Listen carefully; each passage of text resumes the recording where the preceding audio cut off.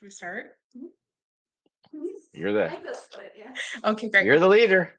Now I'm panicked. You're good. You asked right next. Good evening, everyone, and thank you so much for being here. I know logging into a webinar after work is not always easy, so I really appreciate you taking the time to join us. Tonight is all about clarity. Buying a new construction home in Edmonton is exciting. It is also a significant financial decision, and there are a lot of mixed information online. Instead of you trying to piece everything together through Google or social media opinions, we want to bring the right professionals into one conversation. Before we begin, I want to quickly introduce who you will be hearing from tonight. We have Stefan, a mortgage broker, who will explain how financing works specifically for new builds, including rate holds and what happens when possession is months away. We have Heather, a builder sales rep with Anthem Homes, who understands the product, the timelines, and what the build process actually looks like from contract to possession. We have Justin, a professional home inspector, who will walk through what inspections look like on a brand new home and why they still matter. And we have myself. I represent buyers. My job is to protect your interests, walk through the contracts with you, and help you evaluate decisions, making sure you feel confident at every stage of the process. Tonight's webinar is about understanding how these roles work together so you can make informed decisions. If you have any questions as we go, feel free to drop them in the chat. All right, let's get started.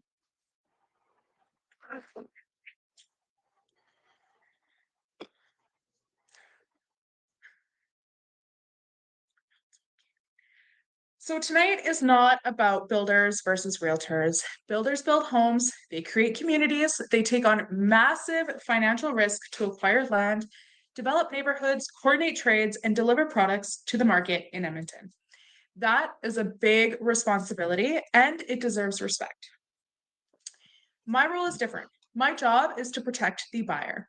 When you combine a great builder with a strong buyer representation, that is when clients feel calm, informed, and confident from start to finish. It is not a competition, it is structured. Everyone has a lane, everyone does their job well. Now, let's address the biggest myth I hear constantly. You don't need a realtor for new construction, or it's cheaper to go directly to the builder. This comes up all of the time. People assume that just because the home is brand new and there's a sales rep sitting in the show home, that representation is unnecessary. And a lot of people believe skipping a realtor will somehow save them money. In most cases in Edmonton, that is simply not true.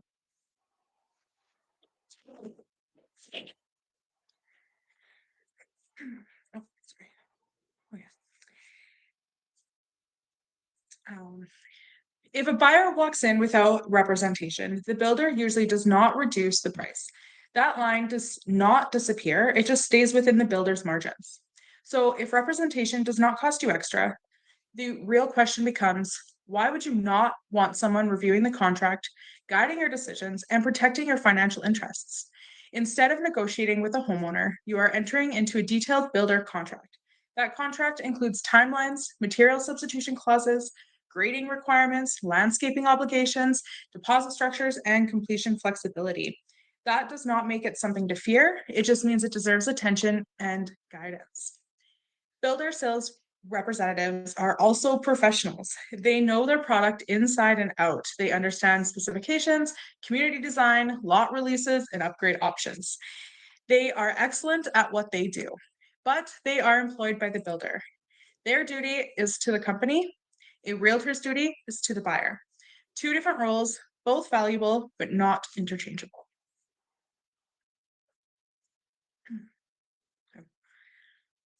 Now, let's talk about contracts for a minute. Builder contracts are structured to protect the builder's ability to deliver the home. There are often clauses allowing material substitutions if supply chains shift. There may be timeline extensions for weather or labor shortages.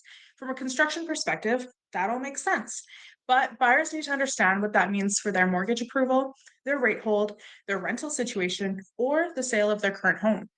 My job is to walk through that contract before you sign so you fully understand what you are agreeing to, so there's no surprises later.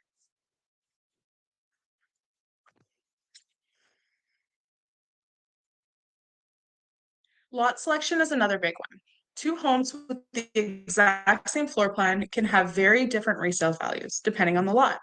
Backing onto a busy road versus green space, south-facing backyard versus north, future commercial zoning nearby. Builder prices, builder price lot premiums based on demand. My role is helping you decide which premiums are actually worth it long term. Then we get into upgrades. A show home is typically fully upgraded. It is beautiful. Most buyers do not purchase the base model, but not all upgrades are equal. Structural upgrades like layout changes or ceiling height are often smart because you cannot change them later that easy. Cosmetic upgrades like certain lighting, backsplash choices can often be done after possession for less money. We want to invest where it truly adds value. Negotiation is not always about reducing base pricing, especially in a strong market. It might be about upgrade credits, appliance inclusions, landscaping packages, or deposit timing. Having someone who understands what's realistic in the Edmonton market gives you leverage and clarity.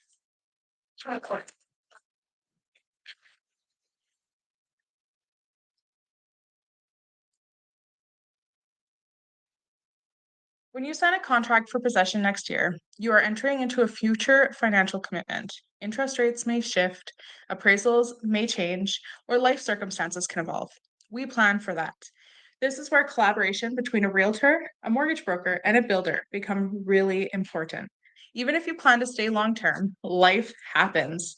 Job transfers, family changes, investment shifts. We choose floor plans, lots, and communities with resale in mind from day one.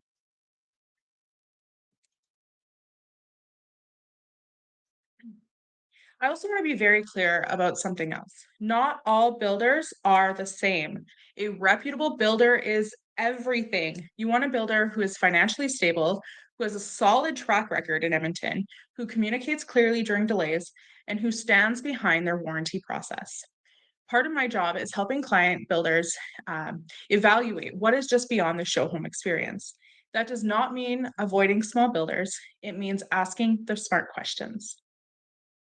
A great builder paired with strong representation creates a very smooth experience.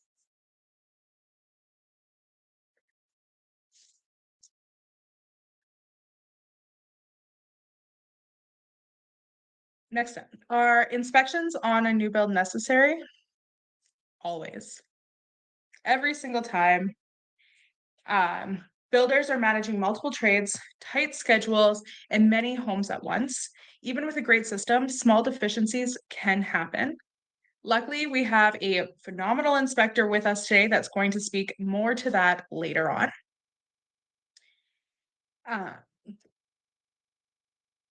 And there's also one very important thing that many people do not realize. You must bring a realtor through the very first time when you go through a show home.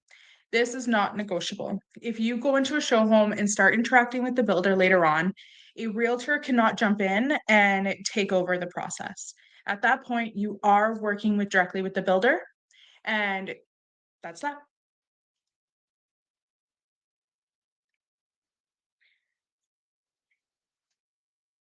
Thanks, Dawn. That was such great stuff. Woohoo! Can you hear me now? Thanks so much, Don. Well, as she had indicated, my name is Stefan Chwaniak. I'm with the Quickfire Mortgage Solution team here in Edmonton, servicing all of Canada. Tonight, we're talking about build mortgages and what makes financing simple and making sure your job as a client is really, really easy.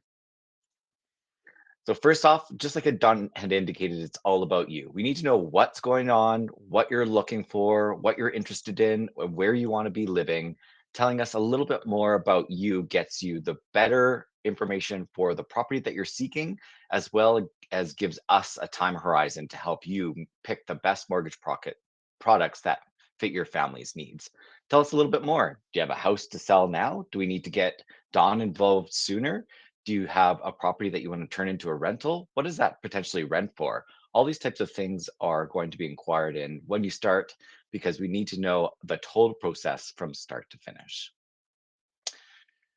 first thing that we're going to ask, and the builder is going to ask, and Don is going to ask, is where's the money coming from? And that's exactly what we're here to support on. The first step is getting prepared, understanding exactly what you're getting into as someone that's going to be investing in real estate is absolutely step number one. So what does that mean? It's all about your mortgage pre-approval, taking all the information that we learn about you, putting it into our snazzy system and spitting out a number that you're comfortable with so you can shop with confidence, knowing exactly what you can afford. So what does that even look like? Why is this important? It's that we can set rates, and with builds, you can go up to a 12-month rate hold, which is really, really great. Knowing exactly what you can afford, as well as knowing your payments, how they may be shifted if you choose a variable rate, and what that might look like in your total budget. And we can go backwards. Tell us what you're comfortable in paying, and we can work backwards to tell you exactly what that may end up meaning with your down payment in a purchase price. Just gives you the capacity to shop with confidence. You know exactly where you're going, you know exactly what you're going to end up purchasing, and you're going to be very comfortable in the end. So starting early is really, really important. Step one is absolutely collecting all of your paperwork, getting your credit sorted, understanding what that even means, and we'll discuss that next year. Boop. So what is the 5 C's of credit? This is the most important part that you're going to need to understand in order to prepare yourself for your first or next purchase. So number one is capacity. What can you actually afford? What does that look like? Are we spending $2,100 in rent right now? Well, that $2,100 in rent is someone else's mortgage payment. It is their costs of operating the property and sometimes even utilities. So these are some of the things that you definitely want to consider as you're looking for your home. Character. Do you find that yourself is, spending a lot on a crazy cheese habit? What is your payment history like?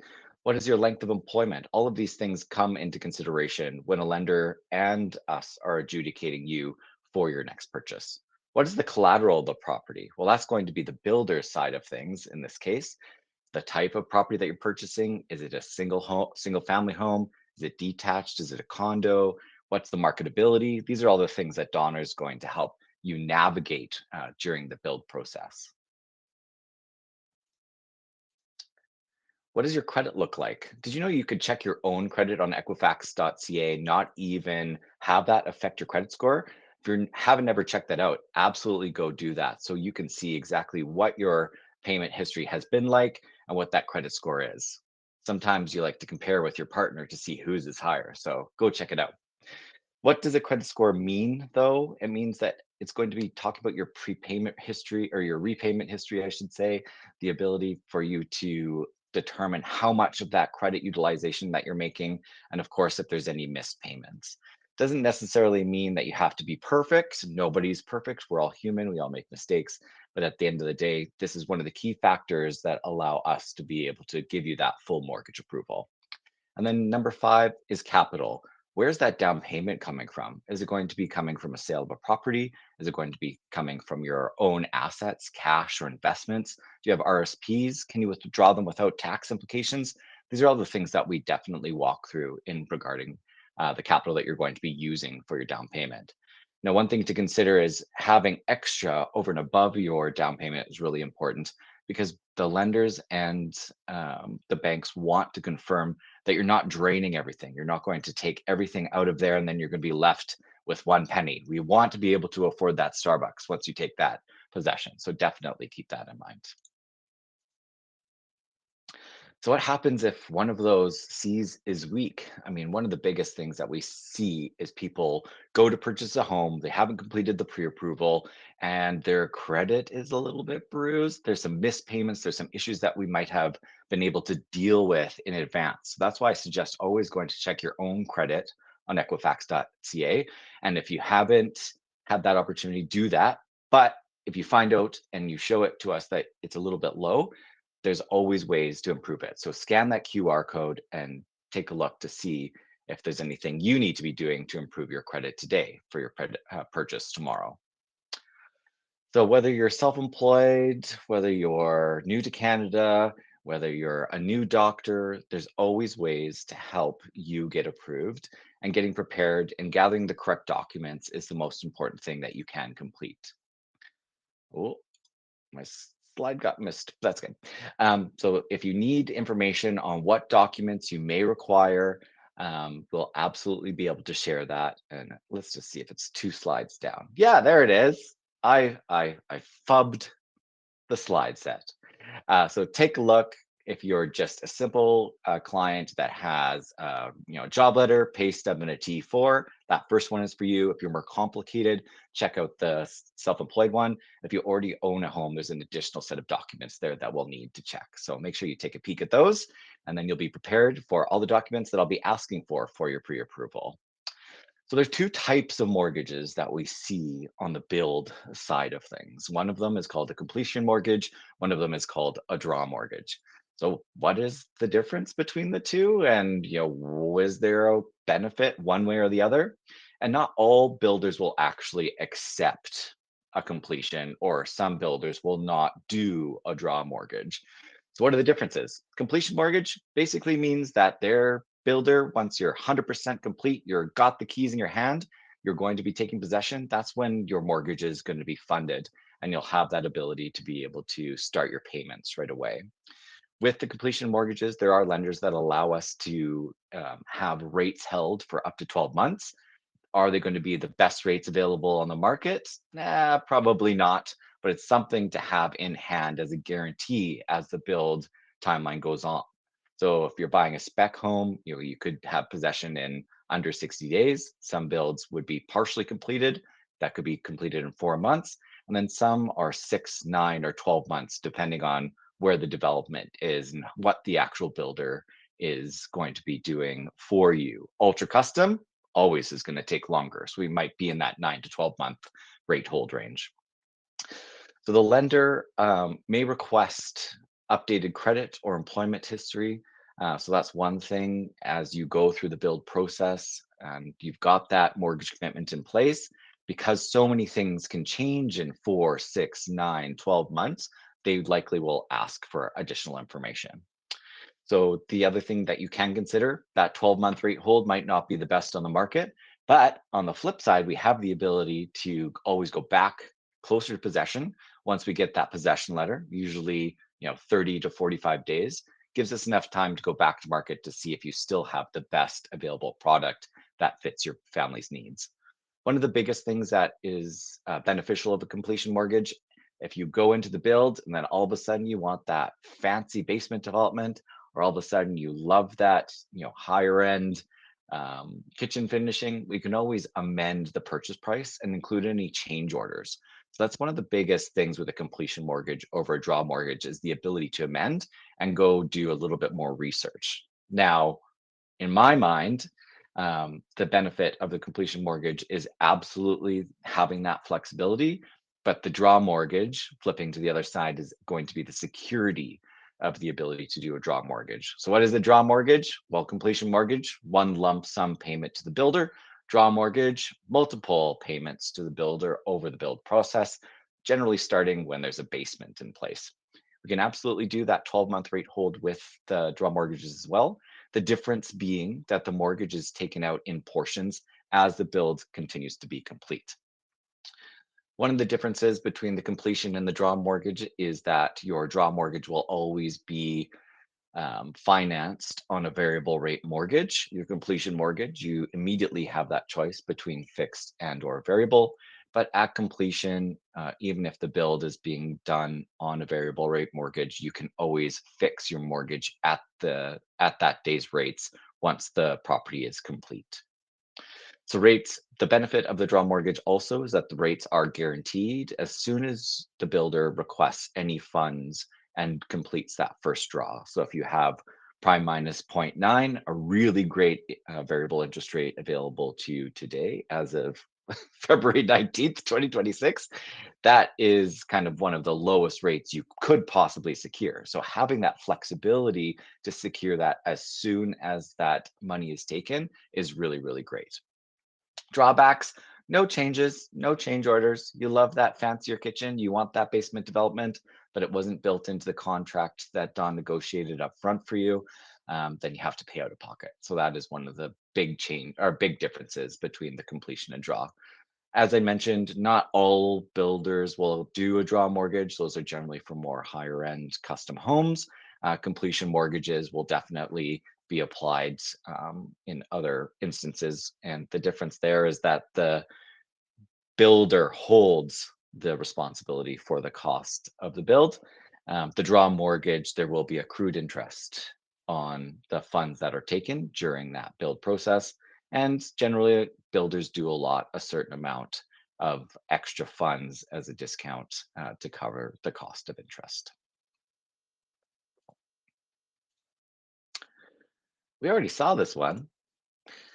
So what other things can you do to prepare yourself? There's a lot of mortgage jargon that you'll come up against. So take a look at our full mortgage home buyers guide here in collaboration with Dawn. Between the two of us, you can all be real estate and mortgage brokers. Couple things to consider: do's and don'ts as soon as you get that pre-approval or your mortgage in place on a full approval. It's really important to not make any changes without disclosing things to your mortgage broker. If you make any changes employment wise, very, very important to let us know. Or if you're offered a new position, please communicate with us. That's all that we can possibly ask there. The other thing that you definitely want to continue to do is maintain that credit.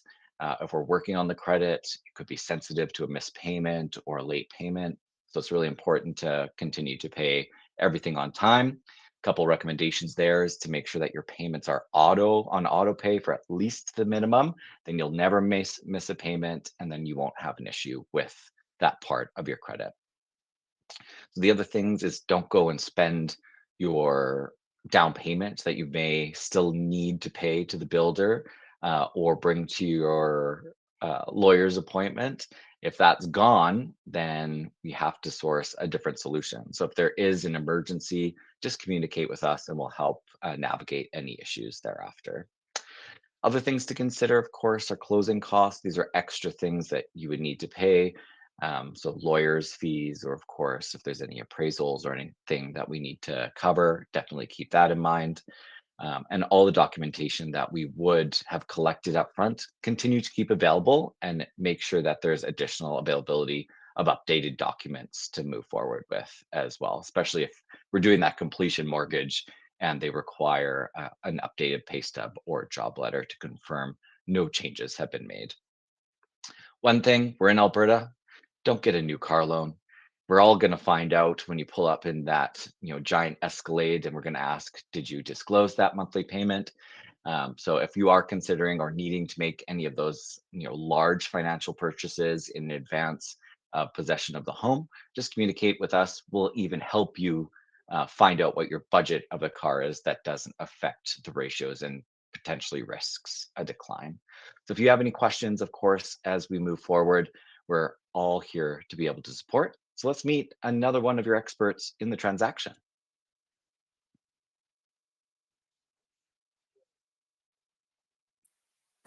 Hi, everybody. I'm Heather with Anthem Properties. I've been in new home sales for 20 years and have worked all over the city: Edmonton, Leduc, Beaumont, St. Albert, Sherwood Park, everywhere. I have helped over 1,000 people build new homes, so quite a lot. Gonna just learn how to make sure. Oh yeah, there we go, slide-wise.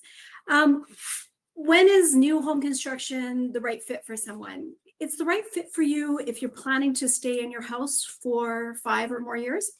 If you're looking for more personalization than you would normally get in a resale home, that you're a little bit flexible with your timelines, that you're looking for a lot of peace of mind. Although if you use a good home inspector like the one we have coming up, that won't matter so much. But there is warranties attached to new homes that are always helpful as well. You also get the benefit of seeing your home being built. Always want to take advantage of those walkthroughs to be allowed to actually see your home. And if you're interested in new technology and new building codes and new things in the house, that's always great to help with a new home.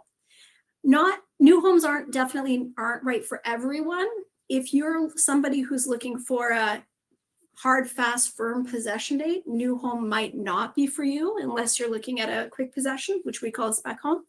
Or for people who are looking to live in a fully completed, mature neighborhood, unless you're near the end of a development, this might not necessarily be for you, but there's benefits to being in one of those areas too. We'll talk about it pretty quick. Okay, so what kind of houses do builders do? So, and I don't mean types of homes, but I mean, is it just building? Do I just have to like pick my plan, draw stuff and start from scratch?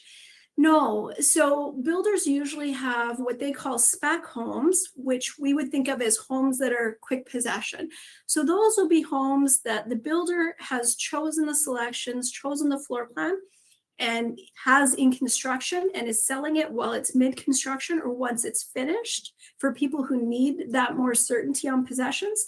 And then there's also pre-sale homes, right? So the difference being that in a spec home, you've had a professional designer and professional drafting team design the plan and layout and choose the colors for you. So you don't have to worry if you made a good or bad choice with your color selection. And generally those homes are offered for sale usually when they're within a few months of completion. Pre-sale homes, this is where you're actually doing the traditional home build. You're picking your lot from scratch, you're choosing your exterior colors, your interior colors, but now it's a bit more of a time commitment, right? On average, I'd say in Edmonton with builders, they take between 8 to 12 months to complete a build. Usually the physical construction time is about 6 months, and the rest of it is paperwork, you making your structural choices, us getting permits and stuff from the city. So there's lots of little builder jargon words that are used that nobody ever kind of knows the answer for. I put a few here on the slide. There's definitely more that you can reach out to Dawn or any of us, frankly, and would know some of those answers. But some of it is stuff like estimated possession, which means when is my house actually going to be done, right? And hey, what does substantial completion mean? Like I have to take possession with substantial completion. Well, that means your home is livable, but there could be some minor outstanding items at possession. That's always possible. And sometimes there's seasonal items too that just certainly can't be completed because of the time of year. What are change orders? Well, change orders are, we had a price and we figured everything out, but now we decided to add a few more things or take something out or adjust something. So often you'll have a contract, but then you'll also have extra change orders for things being added or deleted. Allowances, this is actually always a really important one. What's an allowance? An allowance is kind of like a guess, like a budget placeholder. So sometimes you might ask the builder to include something in your house, or I want this thing. And they go, great, we can do that, but I can't know this minute exactly what that's going to cost. I'll give you an idea and we'll put it in the contract for now. But later on, we're going to have to get the exact cost, which frankly could be higher or lower. So one of the things that's really important when you're going through your contract is focusing on what items are allowances, discussing it with Dawn, your realtor, to go, hey, is this okay to be as an allowance? Is this something we should get a little more clarity on? Just so you know what that means, right? They're not set in stone numbers. Lot premiums. I think a couple of you guys already brought up lot premiums. What does that mean? Well, that means that not every lot that the house sits on costs the same. They might be different because this one backs a certain direction, or they might be different because this one backs green space, right? Or there's lots of different reasons. None are better or worse. They're all different choices, but different choices have costs attached, right? Another one we get a lot is what is like front drive versus zero lot line versus lane homes. So these are all different types of lots that are developed currently in Edmonton and surrounding areas. We're not talking about multifamily right now, but those are the main front drive lots. So the difference between a front drive and a zero lot is frankly how the home is placed physically on the lot. On a traditional front drive lot, which I think most of us are used to growing up, the home is placed with a minimum 4-foot side yard between the side of your house and the edge of your lot, as is your neighbors, right? So that gives you a minimum of 8 feet between the homes, and but yourself only a 4-foot side yard. And I say minimum because some developers, which are the people who develop the communities, do allow sometimes for a couple feet offset, right? Where you might have a little more. But in general, the developers and the builders are required to fill that space almost completely, right? So that's a good rule of thumb. You'll have, excluding if you're a pie lot, about 4 feet between you and the fence, and then 4 feet from the fence to your neighbor's house. A zero lot is when the home is physically sitting on the property line on one side. And that is giving you only the side yard on the other side. So just on one side of your house. The minimum that's allowed in Edmonton currently is 5 feet for that. So that would put you at minimum 5 feet from the home next door. So yes, that is closer than 8 feet by 3 feet. But you now have a 5 foot side yard instead of a 4 foot side yard, which often can actually be easier when you have stuff like AC or you're trying to get around on the side. And the reason those lots exist is for affordability. As builders, the way we're charged for lots is by the width of the home that could fit on the lot. So if we're reducing that by 3 feet, that could be $20,000+ difference in lot price, right? Which is stuff, maybe money you could be using for other things you might want to do in your home, like basement development or other upgrades. This doesn't always mean that with a zero that you're closer to your neighbor. Often there will be different types of lots, like pie lots or bigger lots, where frankly, even on a zero, you could be farther away than you are in a normal lot. But that's why it's super important to be dealing with professionals who can help explain all this to you and really help select the lot that's important to you. And then the last thing I kind of said for builder jargon is really square footages. So the only reason I'm bringing up how big your house is because often realtors figure out square footage slightly different from builders. As builders, we're trying to keep our square footage costs down. So when you measure them around the main floor and the upstairs, that actually ends up counting the staircase twice, which is standard in the industry for how square footage is calculated. But builders will often remove that second staircase because we pay a lot of our trades per square foot and we're not paying the painter to paint the same set of stairs twice.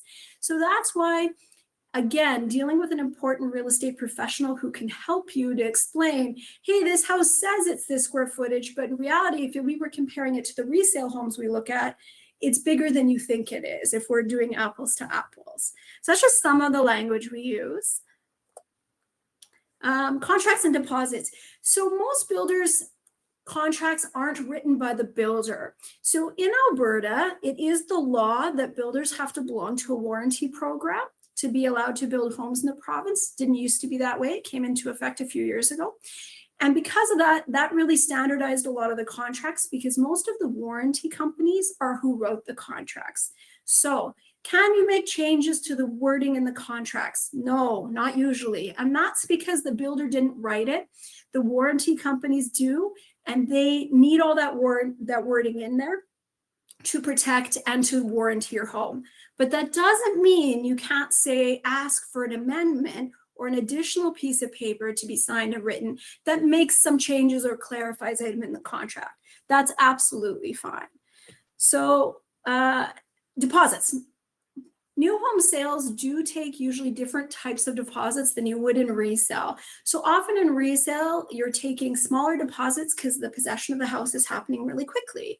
With new home sales, the deposits start usually when we're putting the lot on hold or we're starting the process with $1,000 check is pretty typical in our industry. And then when you remove your conditions, which is usually about 2 weeks later, we're taking the remainder of what we require for deposits. My personal builder requires 5% of house and lot, regardless of what you're doing, but some builders require 10%, some builders require 20%. Lots of builders will say, okay, you're a 10% deposit, but we're gonna take an extra 25% on upgrades, right? So really understanding what deposit is won't be standard with every builder, so that's definitely something you wanna clarify, right? In your contract, there'll also be clauses with conditions. Usually it's financing. There's not a lot of other clauses we do as builders. But that means when you sign your initial paperwork, your deal isn't a real deal until after you take that condition off. Now, a lot of people will say to me, do I need a financing condition? I already talked to my bank. I'm good. Yes, you do. Yes, you do. I can see stuff in the background there going, yes, yes. You definitely do, because to get a real approval, the bank is not just approving you, they're approving us, the builder, and the house that we're selling you. If we're selling you a house for 900,000 that's worth 700,000, even if you're approved to 1.5 million, it will be declined. So they definitely do need paperwork from us to be able to give you a real approval. I feel very strongly about this. I also want to break in and say I feel very strongly about clients using a mortgage broker or specialist to help them rather than deal with people from the branch. Whenever in home building, in the 1,000+ homes I've sold, whenever there's an issue, it's usually because someone wasn't dealing with a professional on the other end, where this is what they do day in and day out. So it's a big deal to us. Other things that could be in the contract is, what happens if I can't take possession? Like, what happens if something major happens and I can't take possession? Yes, that is a big deal, right? You've signed a legal contract. You are legally obligated to go ahead with the purchase of this home. But the most important thing I can say is, if a real problem has occurred to you and your family that's causing you to not be able to close on this home, the builder wants to work with you to figure things out. Tell them right away. Do not wait till later. Maybe there's things they can help you with. Maybe it's charging you a bit of interest to give you extensions, seeing if we could add another person on the contract. There's other things to do, but we don't want to find this out the day before possession that we're having issues. So the quicker you discuss this with the builder, the better chance you have of something positive coming out of this situation. Another thing is, a lot of builders, not all, do guaranteed pricing. So most builders, when you sign your contract, that is the price. If lumber goes up by 50% 2 weeks from now, the builder will usually honor that. I say usually because there is a select number of builders that don't do that, but they will have that very clearly written into their contract. And there's no problem using a builder like that. Often they'll have clauses that say, hey, your pricing could alter up to from 2 to 5% between now and possession, depending on cost. That's okay, as long as you know that you've signed and agreed to that, right? Like, that's fine. My builder, for example, we don't do a clause like that. Whatever we sign is, if we have to eat it, we have to eat it. And it definitely has happened. Okay, so pricing structures. What are part of the cost of a new home build? Usually it's the cost of the lot, the home, the upgrades you're putting in that are structural, and your design center upgrades.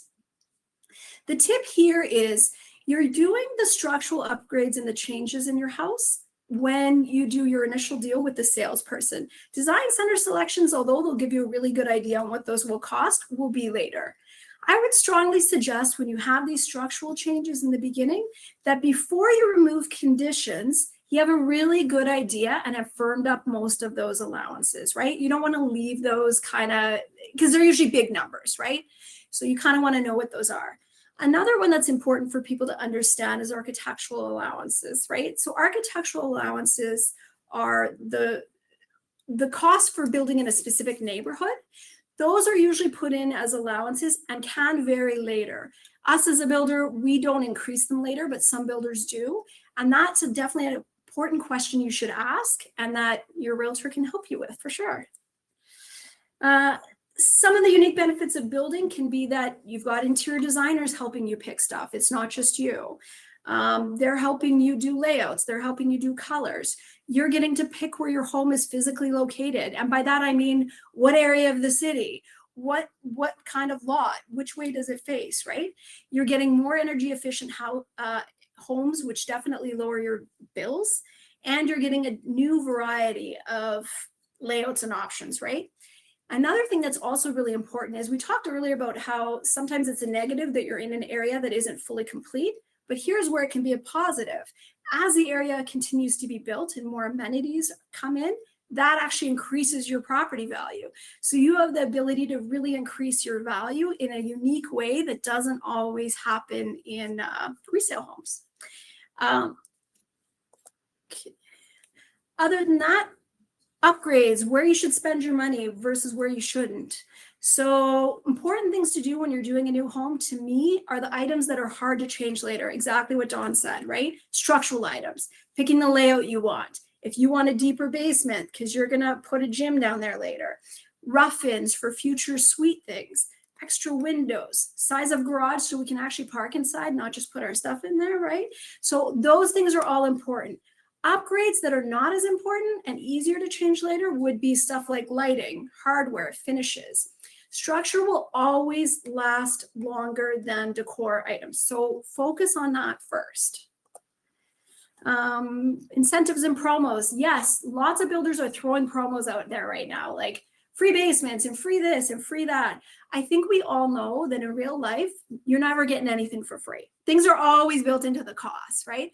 So I usually say, kind of cut the noise and ignore the whole promo thing and instead focus on what are the items I want in my house, compare it with the different builders, and you'll see that this builder who's not offering the free basement is probably similar price to the one who is with the basement even, right? Because it's all built in together. But show homes are a place where upgrades definitely exist. So you should have the salesperson and your realtor help figure out exactly what's upgraded in the show home. That's always very important. And if something goes wrong, we have warranties that cover it. I'm not going to dive into that because I know that's going to be our next presenter is going to tell us about the warranties that builders have. But builders are there to continue giving you warranties after the build. And that's kind of it for me. Other than that, I'm really happy to be here with all these professionals. Well, thank you everybody for having me. I appreciate you guys waiting for me to get on here. So we'll just jump right into things here, assuming I know how this presentation works. Boom, it's new. Why do I need to inspect it?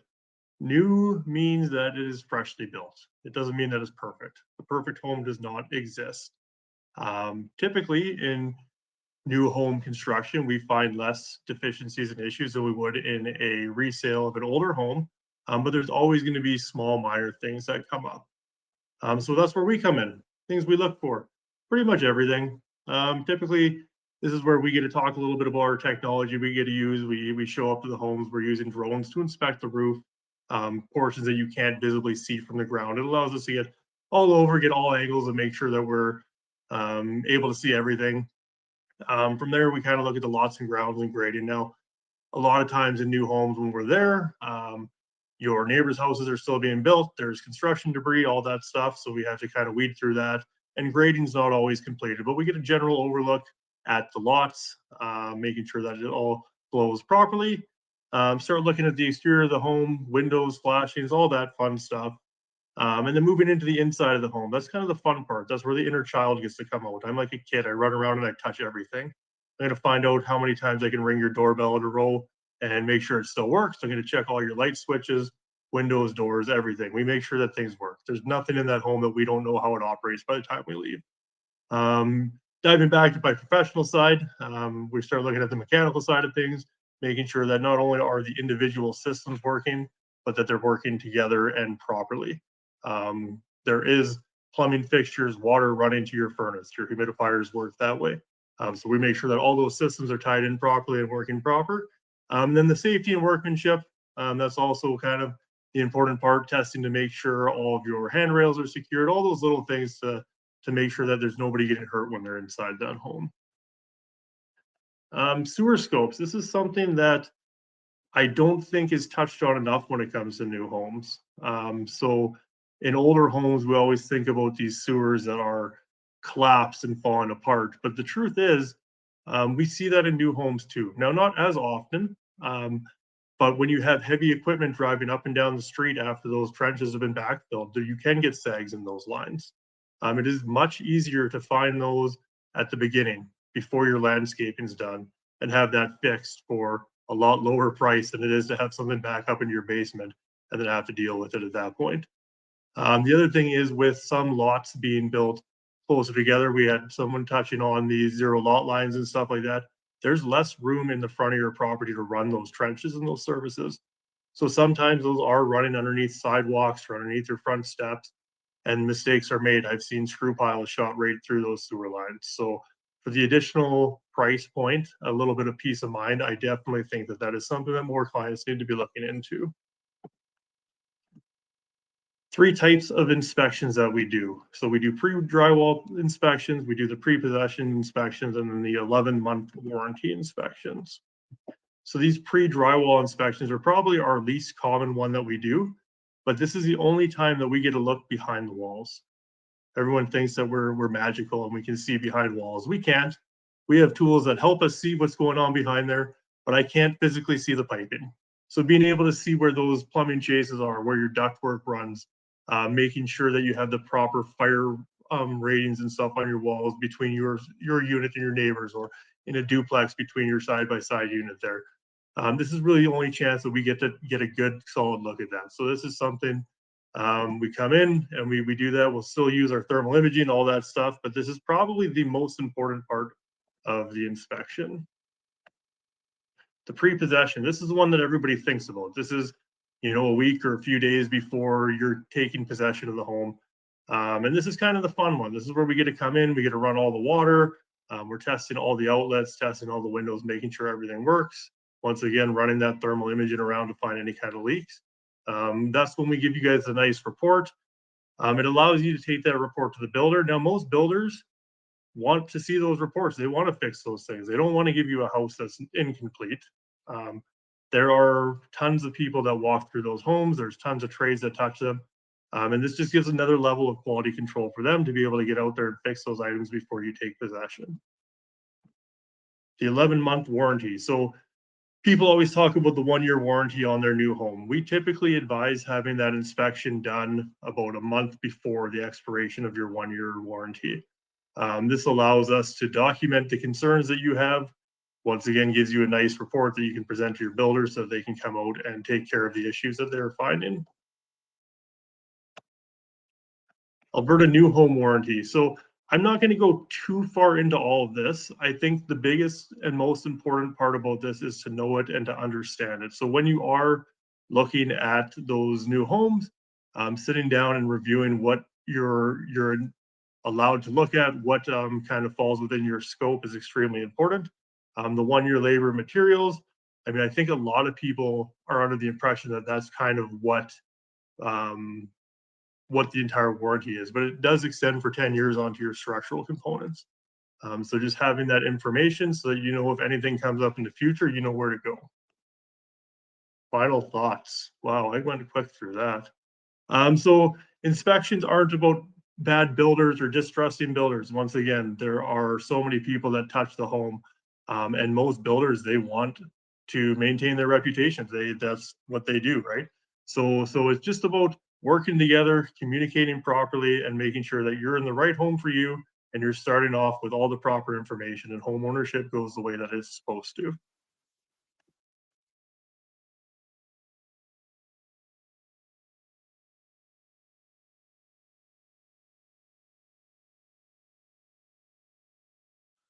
Hey, Justin, what should someone budget for your services? Just so we can help them Yeah, with that's a closing good question. costs. So all pricing is based off of square footage and age, obviously with newer homes. I would say your average home inspection is anywhere between $550 and $600 as you go larger into the 2,600 square foot homes. Prices do start to go up a little bit. And then the additional services such as sewer scopes and stuff like that can be anywhere between 200 and 500 depending on the services that you're looking for. Perfect. Great information. Wish I did mine with you. I And I know, bought a right? new home. It's not too late. Yeah, that's right. So what you can see tonight is that building is a team process. When you align the right builder with the right inspector, with the right financing, with the right realtor, this makes it such a fun process instead of being stressful and overwhelming. So if you are thinking of buying a new construction home or building your home, reach out to us. We would love to help you out and get you in to the perfect place. Thanks, team. Any other questions?